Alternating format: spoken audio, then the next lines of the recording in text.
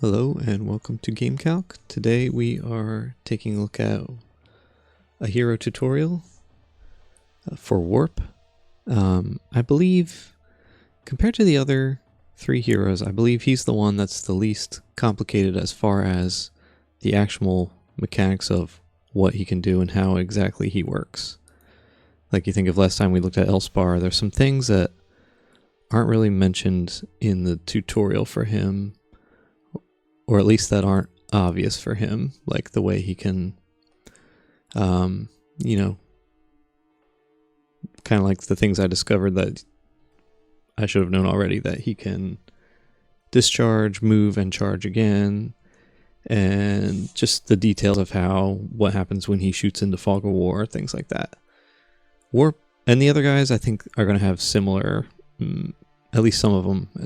Rinsef, I think, and Blixie, I think they're both going to have some similar, just little nuances to them, but I think Warp is pretty straightforward, so we're going to try to do a little tutorial for him. I think it'll be short and straightforward, but we'll see if we discover anything like we did last time with Elspar. So I'm just in an AI game here, and I'm going to just try to do some basic stuff with Warp. So I'm just going to grab these animo points real quick and see if we can make something happen. See if we can summon a Warp and just mess with it a little bit. I've never played an AI game. This is my first AI game ever. So I've heard it's stupid. Hopefully it's very stupid. I'm kind of counting on that so I can just mess around. Alright. Warp costs 7. He has 1 health. He can move 3. He has no attack. He can only teleport units. He's sentient. The character page for him says he's sentient, which I find very funny.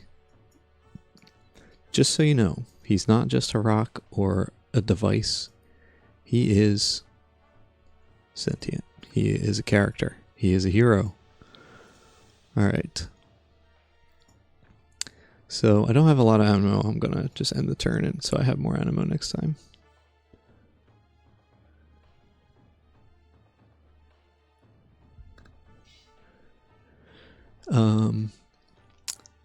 So Warp, in case you don't know anything about him at all, he teleports any of your units to any spot next to him, from anywhere on the map. So he can move first. He can move 3.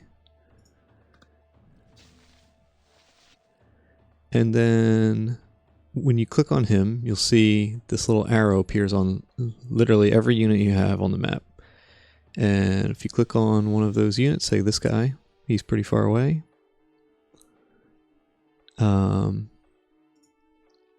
You then get arrows all around Warp, and that's where you're going to teleport your guy.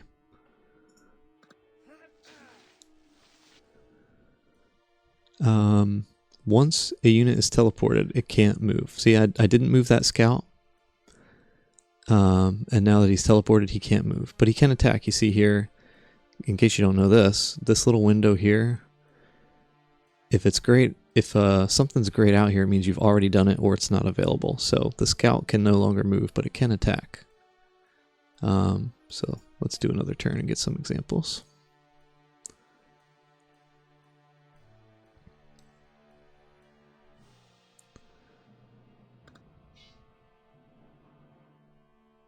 Okay, so yeah, Warp moves. I hope I don't get my Warp killed. That would be insane. The scout can move.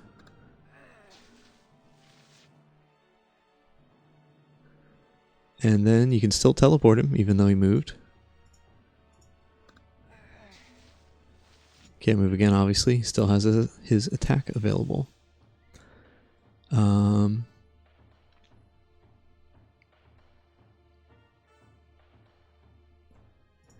Alright, let's see if we can do some attack examples. I don't think this enemy is like coming at me at all. So let's see if we can engineer something here. Okay, here's a good example. Your scout can move, attack, and then your Worp can move, or not move, of course. Activate teleport, get your scout out of that bad position. There you go. And I'm just gonna boost my Worp real quick so that he doesn't get killed. And I think we'll have our last example coming up on the next turn. Let's see what happens here.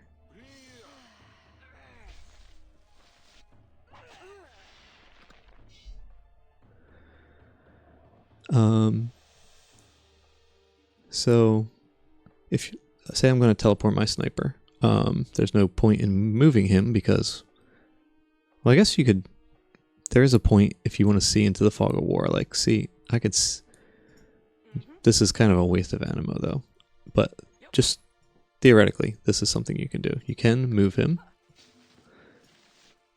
get a peek into the fog of war, move Worp, teleport your ranged unit,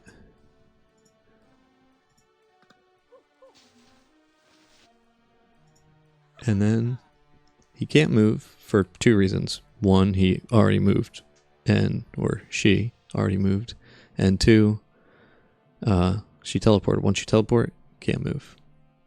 But she can attack. So from the position you drop her, she can attack. There you go.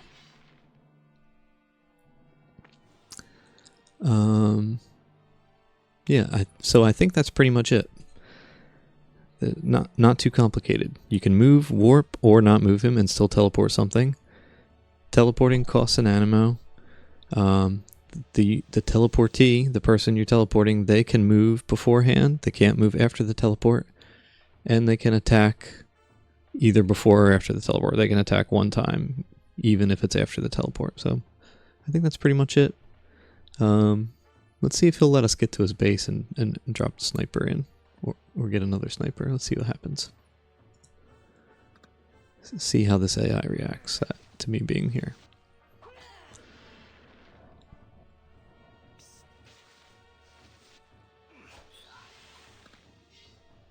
Okay. Someone on the Discord recently said, we were talking about Worp and they said wish I knew the exact quote. It was something like, get yourself a Worp, get yourself a ranged unit. Now you have a ranged unit that can attack anywhere, or something along those lines. Yeah, so that's kind of your goal. You can, if you get your Worp up to the base like this, move up to the base, summon a sniper all the way over here.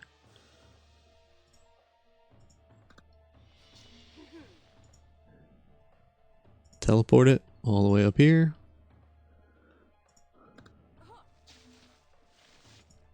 Attack the base.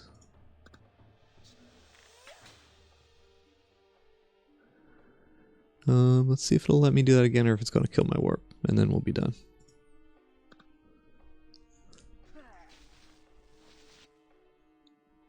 Attack my base.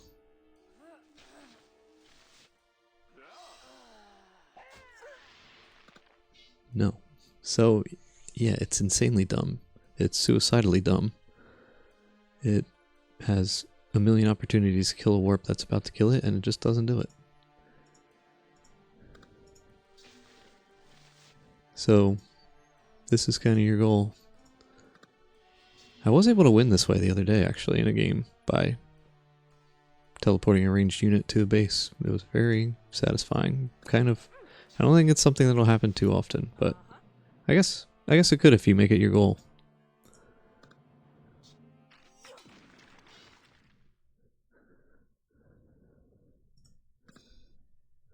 So, there we go. Oh, do you really get assault for AI battle? I did not know that. Anyway, hope you learned something or that helps.